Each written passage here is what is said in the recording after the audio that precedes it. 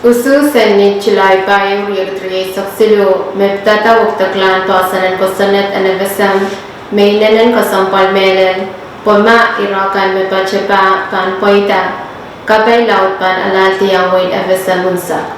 Proposed amendment the Kamwomwadahn Wekideklahn mepachapa Pachewan Kaweid sang avasam Constitutional Convention delegation the Queen Machon Wayne avasam kachin usada when apali tata kasampal waj.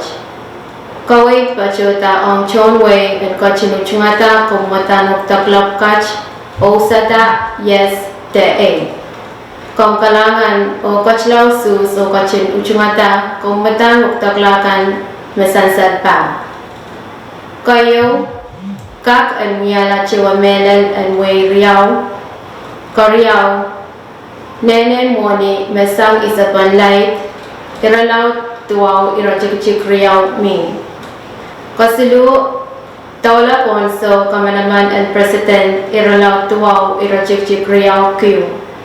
Kabayaw nenen moni sang sangan tupsaw koras mepan tiarap pon puel tepan puel and panse iralaw tuwaw irajikchik wanaw.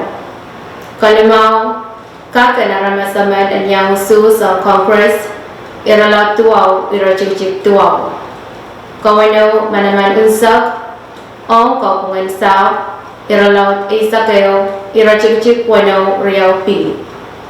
Kaisu kawautan office kapw sa katutchoror iralaw isak riyaw irajikchik payo.